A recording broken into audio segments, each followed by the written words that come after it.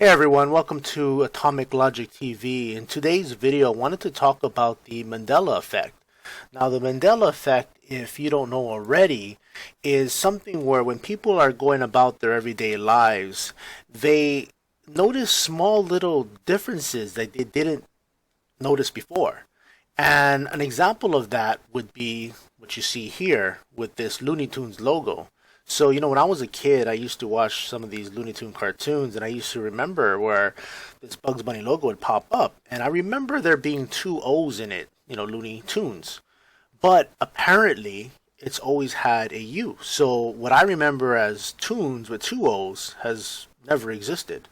And so this is the case with a lot of people. A lot of people remember it with two O's, but, that's not the case.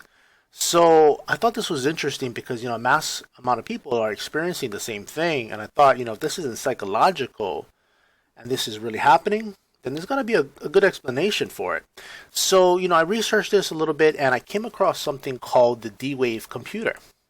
Now, this D-Wave computer, the way it functions is it uses these things called qubits, which stand for quantum bits. And what it does is it takes information from a parallel universe and brings that information into our own. Now, I thought this was interesting because if the way it functions is to bring in a little bit of information from that parallel universe and bring it into our own, it's understandable that we may perceive certain things a little different because there has been new information added to perceive.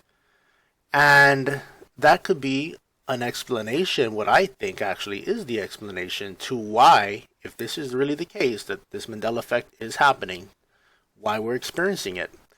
Now, I want to play for you a small portion of this video here, and I'll link the full video in the description below. And if you're into quantum mechanics, this is an excellent video. I highly recommend watching the whole thing. It's very interesting.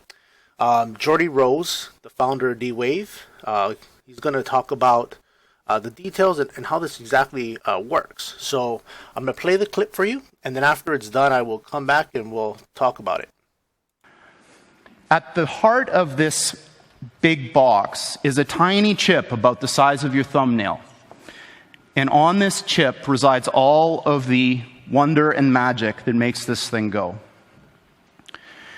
I'm not going to describe in any mathematical detail how it all works, but let me give you an analogy.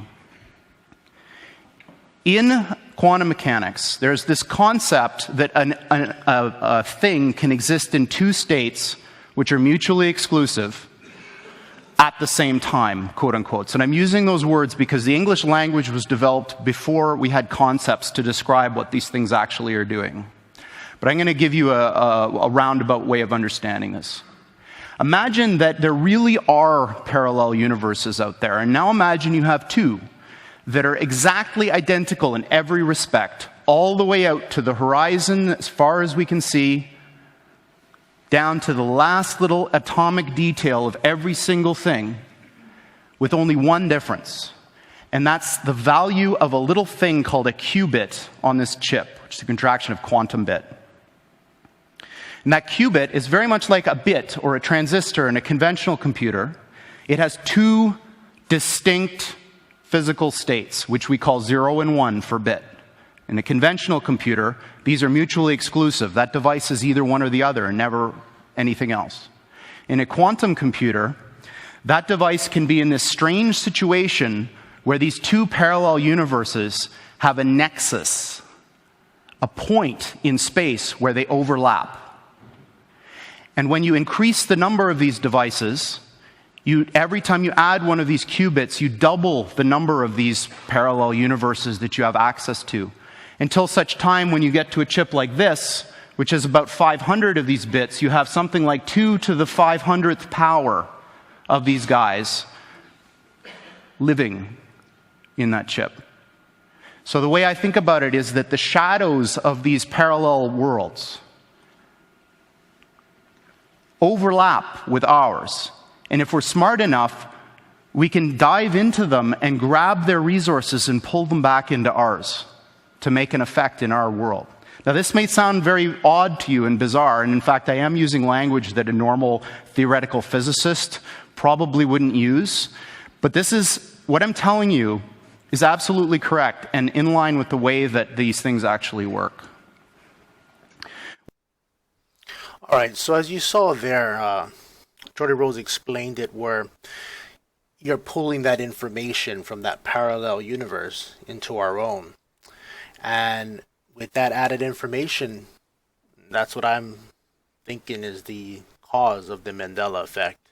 Again, if that's really the effect that we're experiencing and it's not something psychological. So I thought this was interesting. I wanted to share with you guys.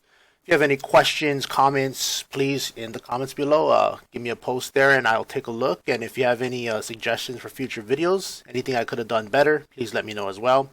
If you enjoyed this, please subscribe, like, share, and yeah, thank you for coming by. Take care.